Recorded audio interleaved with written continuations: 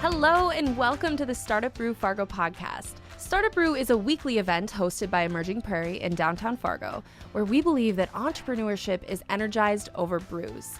Each week, we bring entrepreneurs, founders, and innovators together because we believe they succeed when they have access to each other and the community that supports them. This week, we welcomed Lanny Faleide with Satshot and Bart Womack with Eden Grow Systems. We're going to kick today off with Lanny, who is a passionate entrepreneur and is the founder and president of Satshot, a company who provides remote sensing to the agricultural community. Let's listen in to learn more. So thanks for inviting me. I'm Lanny Faleide. I've created a company many years ago. I'm actually not a startup. I'm an old up, I guess. 27 years ago, we started, after a farming career, I thought NASA stuff is pretty cool. And I got the luck of, as a young child, about 12 years old, actually saw Buzz Aldrin and Neil Armstrong walk on the moon. So I always thought I'd be a astronaut, possibly, or a farmer that would use NASA technologies. And I always dreamed about that. Well, when farming got difficult in the 80s, I decided to change careers, went back to school. My kids said, I want to go back to school in my small town of Maddock in central North Dakota. Okay, well, I'm going to have to figure out how to build a business and make some money because I can't afford to go 7 years to school again. So I had a unique situation where I could take and get a card, calling card, and just print one of those. And it was before websites, guys, 94. There was only 300 websites in 1994, mind you. And so I created a website in 1996.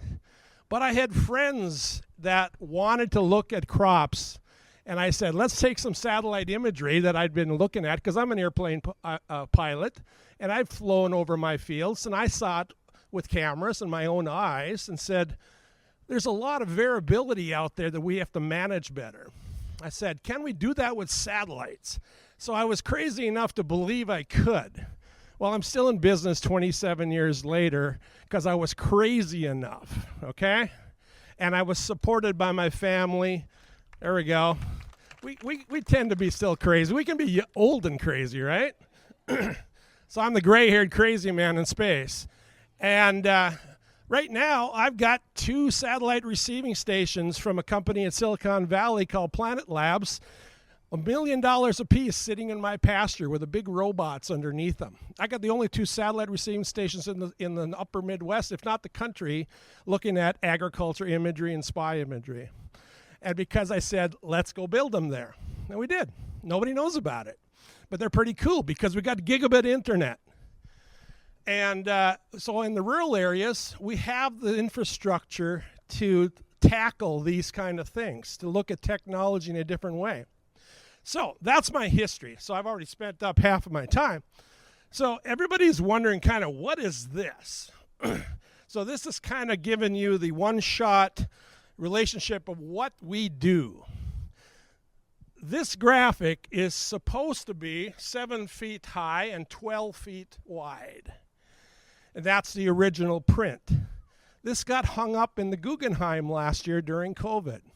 My wife and I consulted for a big architectural project from Rem Koolhaas, which he's maybe considered the modern Frank Lloyd Wright. He's out of the Netherlands. And he called us up and said, we want to look at the Earth through technology and how we're going to be able to manage the Earth's resources in the future on how to sustain that. He said, I hear you do satellite imagery for agriculture. Yes, we do. So he commissioned a graphic for me to hang up in the Guggenheim, which is a pretty big honor. And what this shows is satellite imagery in different contexts. This part of the image, he wanted to do an Andy Warhol effect, which I thought was pretty cool. And so on the left side is like what you see from a Google Maps. And we've got soils environment. Here's a raw satellite image that we get from satellite companies. This is our first process to show the variability of the field. And this is the second process, which allows us to actually turn that data into actionable data. That data set can go into any tractor and variable rate any sprayer and variable rate the changes of biomass across that field automatically.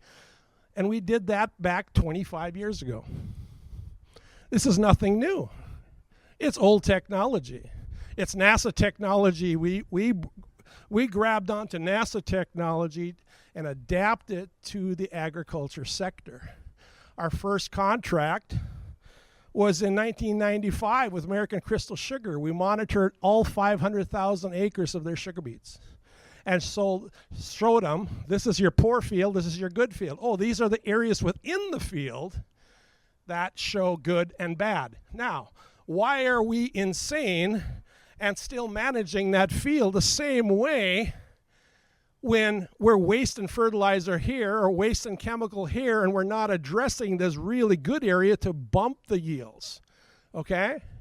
Why don't we do it smart? Why don't we smart manage our fields? So that's what we created. We created a whole software stack. I told people, I used to have 15 people work for me in North Fargo, and we had one of the best programming groups maybe in the upper Midwest, if not the country, 10, 15 years ago, or actually up to about 4 years ago. And I downsized. And I found out one thing, that if you have your employees and your partners in your company build quality product, and if they want to move on and change their lifestyles, if you build it good enough, you don't need 15 people to run a company. So a lot of people wonder, well, you've gotten smaller, Lanny. Well, no, I have lost a little weight, but you know, I have 2 people running a $20 million software stack. And people wonder, how can you do that? I said, there's a little switch on a Google Cloud server called reset. And when something breaks, you hit the reset button. And I found out so it's not about only, I know economic development is about wanting to create jobs, but it's also to create information and technology to enhance others and to enhance yourself to make life less stressful. And so we are still an active company, but everything's automated. So that's it. I think I took up my time, and I'll be open to any questions here in the future. Next up, we welcomed Bart Womack with Eden Grow Systems. Over the last 25 years, Bart has built businesses and executed ideas in a wide range of industries. He's the founder of Eden and the inventor of its first product, the LifePod. Let's listen in. Hey guys, good morning. So y'all don't go shooting every weekend? I'm from Texas. Like that's all, you know. I took my kids out. We were shooting stop signs yesterday. So I'm Bart Womack. I'm the founder of Eden Grow Systems, and what we do is we take NASA technology that's been developed for food production in deep space. We perfect it, we make it easier to use, we commercialize it, and we bring it down to Earth so that anybody can use it.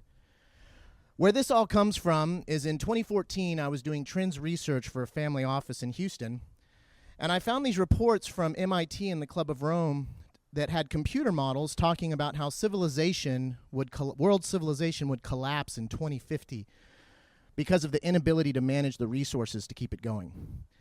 I couldn't believe that. I looked at that and I said that no, that's not possible. And so I dug deeper, and then I started finding British Ministry of Defense, Homeland Security, Department of Defense, NASA reports that all basically backed this theory up, that was saying that food and food production moving into the future was going to be the most important disrupted sector worldwide.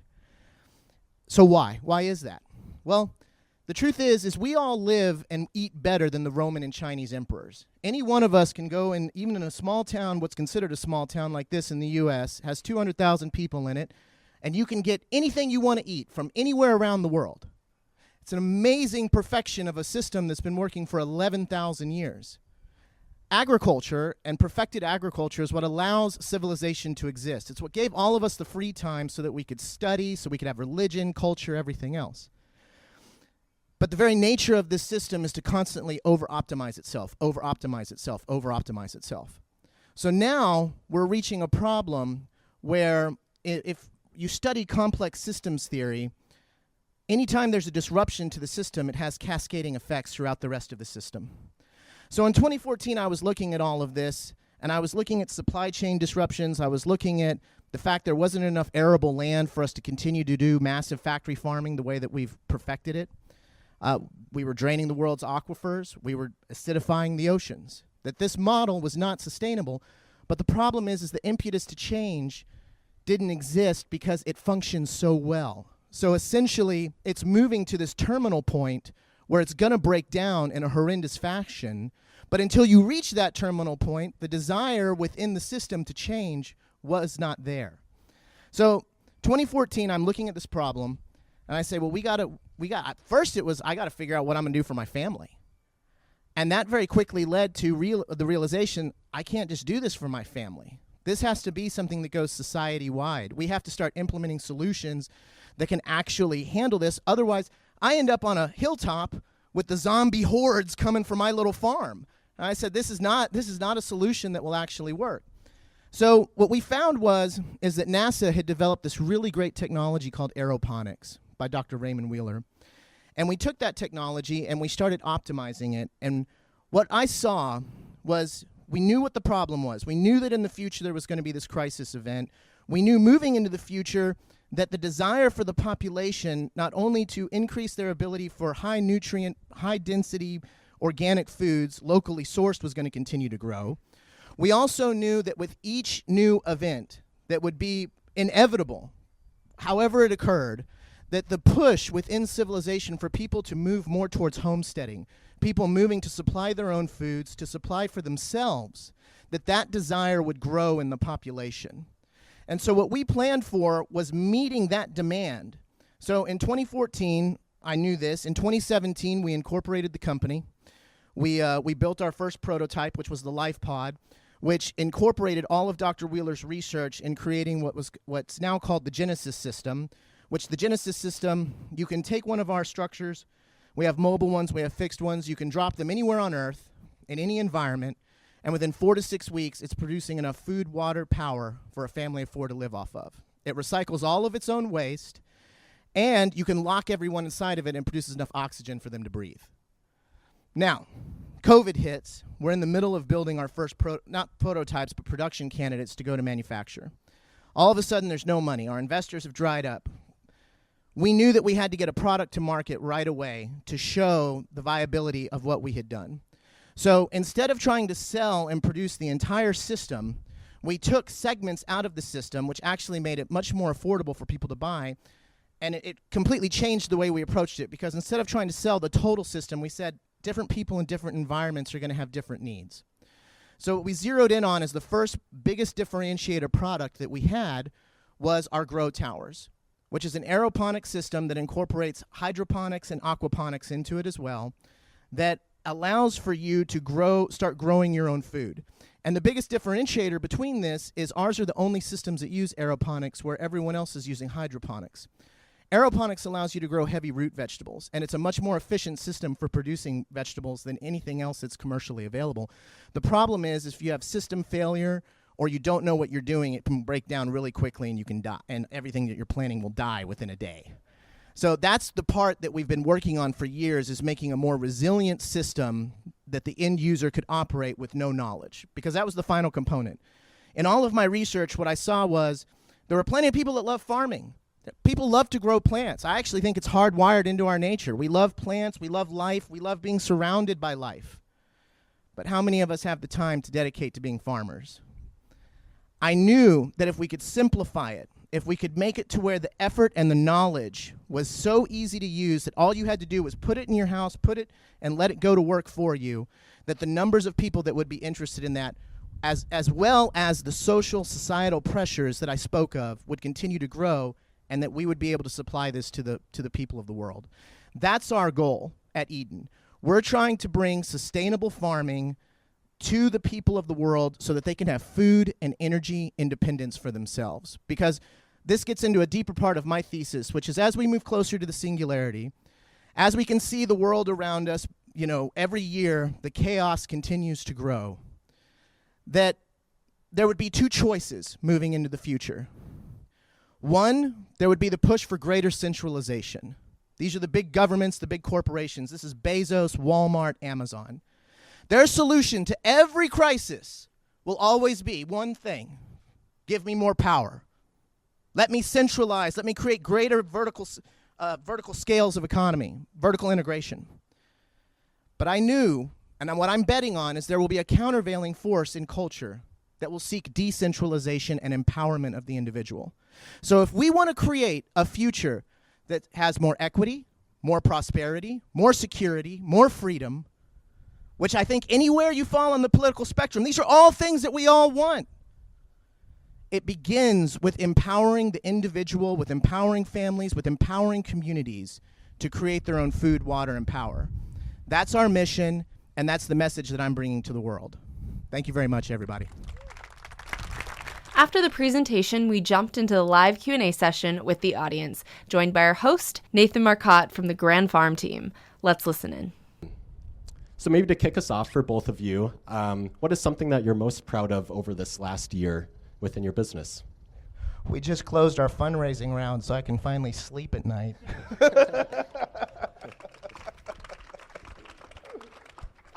I would say, basically, personally, I've simplified my life, managing a bunch of people, building a software stack, creating business. Actually, COVID, it's very been disruptive in our society. But for me, I really haven't seen too many effects. I actually moved my office back to my farmstead, my hobby farm in central North Dakota, and that's where I have my main office, and I go back and forth to Fargo every week or every 2 weeks.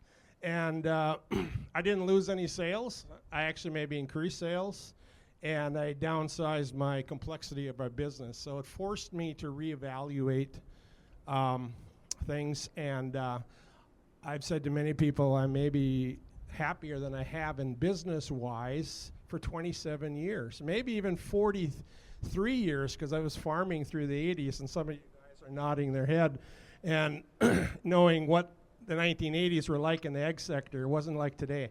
And so that's why I'm doing today. So yeah, I'm less stressful. That's always a good feeling. All right, we'll open it up to the audience. William? Lanny,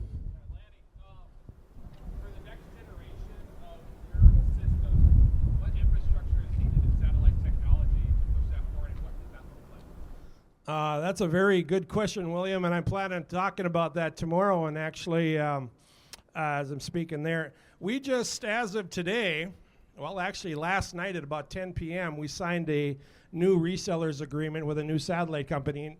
You know, we pull satellite images in. We also do some aerial. We don't do drone work because of scale, but we need data.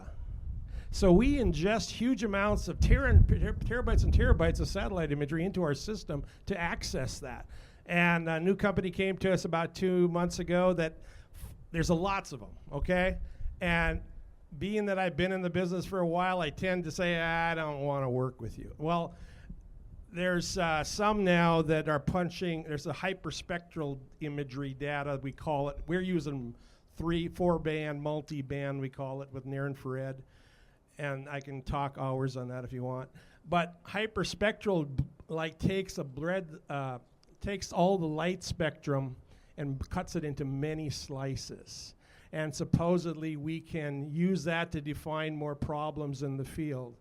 And so this company said, do you want distribution rights for US and Canada? I said, for the right terms. And so we signed it last night. So that, I'm looking for data sources to put into our system to provide it to farmers and industry to do a better job. Just like Bart said about, we're no different really than what Bart's doing, except we're just doing it on a large scale. We're forcing farmers to, not forcing, we're suggesting to farmers to enhance their land in a different ways and use it as a large greenhouse. We looking at the same type of information output, how to manage our product better and more efficiently and not do damage to the earth. You're doing it on a box, small basis. We're trying to do it on a large basis. Awesome. Well, congratulations on signing that. Question right in the middle. Bart, the problems of your chosen area of technology are not, it seems to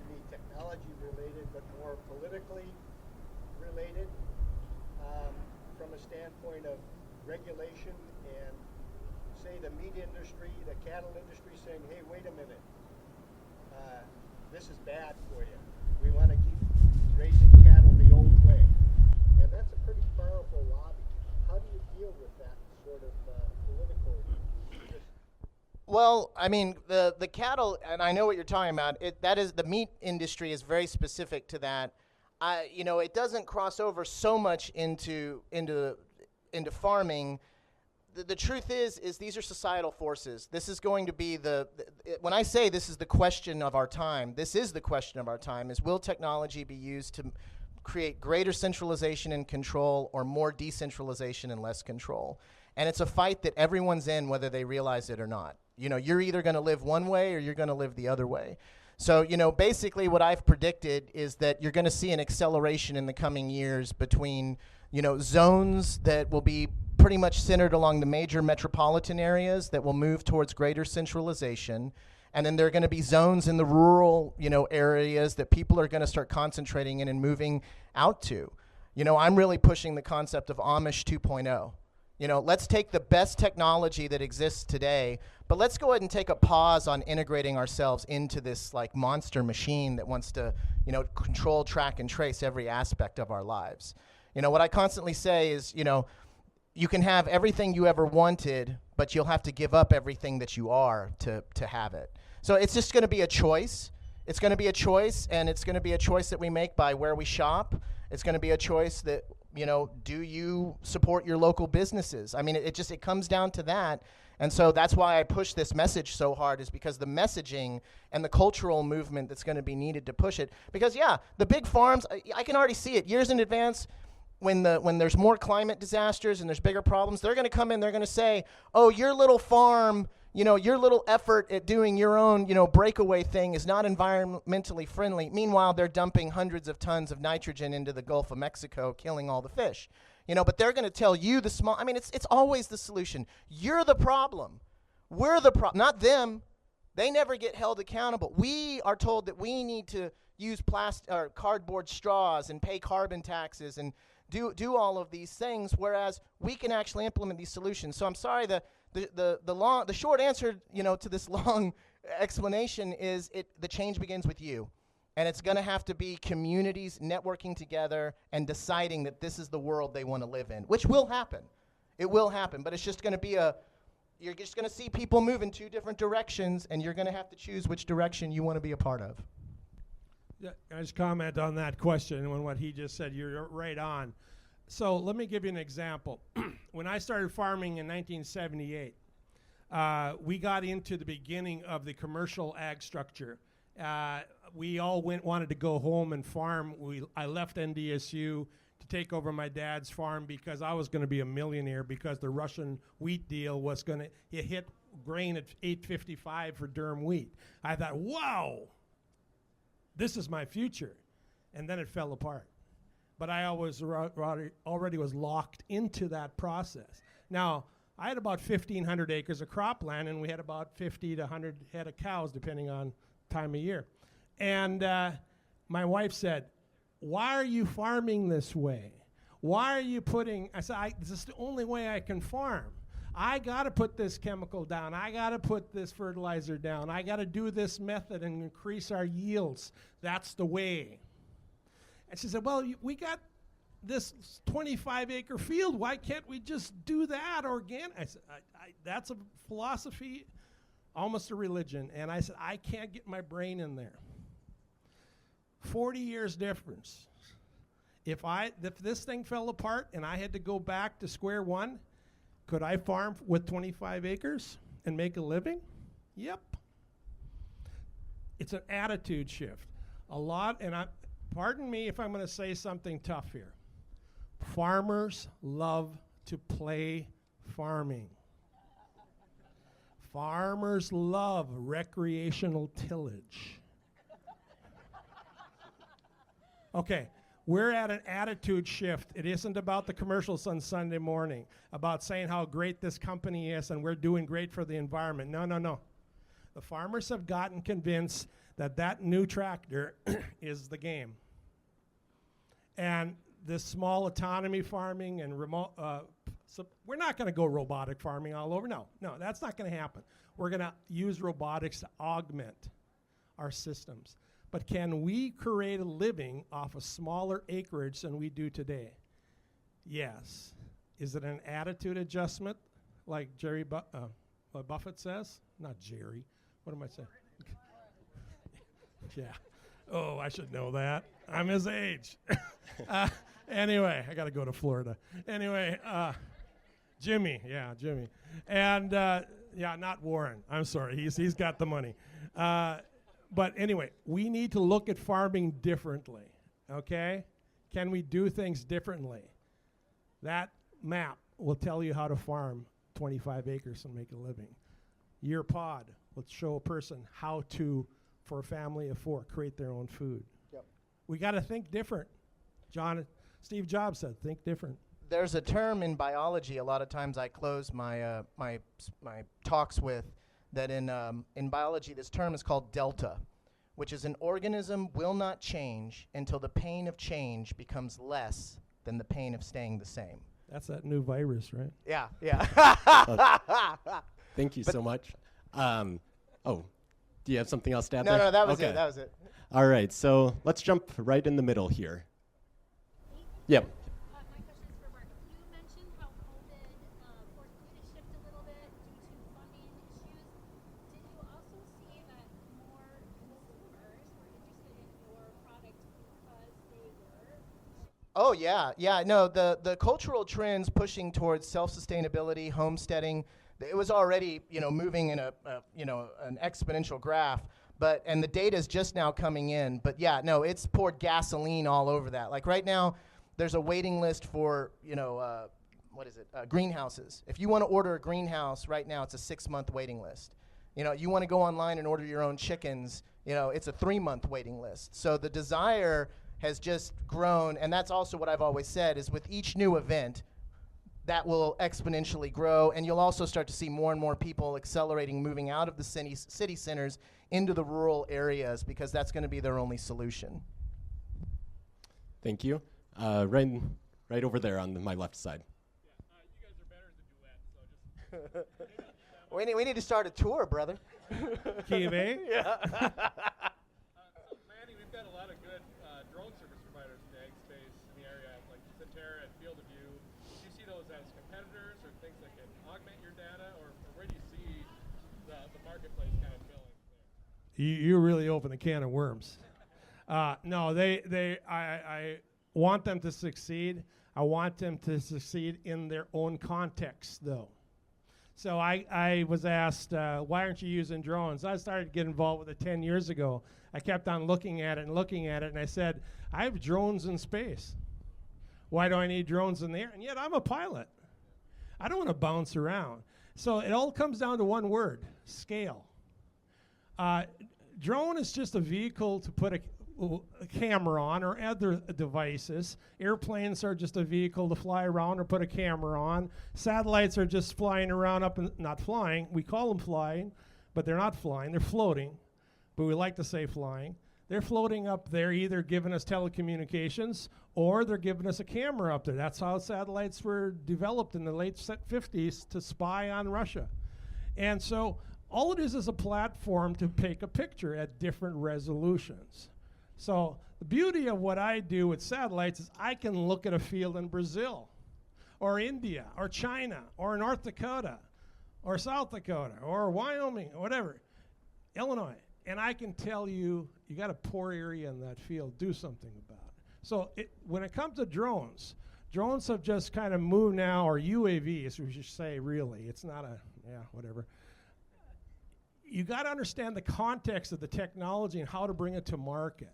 So I support the drone industry, but for me as a businessman, because I have to make money doing this, and I cannot see a business model that I want to work so hard at. That answer your question? Thank you, Lanny. And as we approach kind of the end of our time here, we always wrap up with one last question. So to both of you, what is one thing that all of us here in the audience can do to help support and energize your work? Bart, maybe we'll start with you. Sure. We've just launched an initiative at Eden that will be on the website next week, www.edengrowsystems.com, called Feed the Future. It's a educational initiative. It also involves, if you want to get involved with us using our systems and our certification to use our systems to get first access to our systems.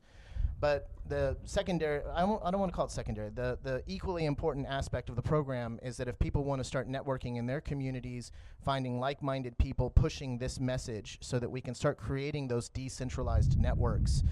So because this is something that everybody wants, but it's only going to start when the community start organizing.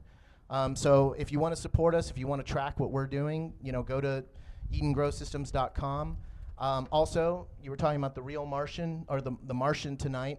My business partner, who's the designer of our systems, Jeff Raymond, the CTO, he has a YouTube channel called The Real Martian, which is essentially he built his own hab out in the middle on top of his mountain and recreated the exact conditions that you would have to do to survive on your own. And he's been doing that for the last 7 years. So if you want to check that out, that's really cool too. I love that. Hollywood versus reality. And what about you, Lanny? Well, I think what you're doing right here today is what I need you to do. The key for all this technology is there's one word: curiosity. You have to be curious. I had to believe in myself to take this crazy idea and go from strictly agriculture with no education in remote sensing and satellite technology and become where I'm at today. It was because of the backing. We need a community to back crazy new ideas and put some substance to them. You just can't fly off the handle either, but put a reality, but be curious. This kind of environments, we need to have curiosity. And the also thing, you gotta have some reality in that, and we have to interject reality in any of these ideas. And what you said about the Martian, Bezos had a very interesting comment of Elon Musk with his, and these billionaires are fighting against each other, who's going to win, and I love it all. But Bezos said, so he was asked, why do you want to go to Mars? Should we go to Mars? Why shouldn't we go to Mars? He said, well, let's think about the Mars habitat. And he said, it's like going on top of Mount Everest, and it's 100 times worse. Do you want to go to Mars? I want to be under a tree. I want to be by a lake. That's why it's really, really important that we look at our landscape and treat it better and make sure that we don't destroy this and go to Mars. Require us to go to Mars. Let's take care of our planet. Let's do things that this technology allows us to make sure that oxygen is continued to be pumped in the air and we can survive on a beautiful Wednesday morning and take the sun rays in.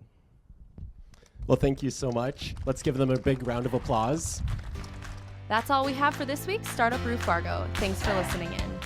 StartupBREW Fargo is energized by Emerging Prairie, an organization dedicated to connecting and celebrating the entrepreneurial ecosystem. We'd also like to thank the following sponsors for their support: Pro Resources, Brady Mertz, the FMCVB, Office Sign Company, Fargo Parks, and Midco. See you next time.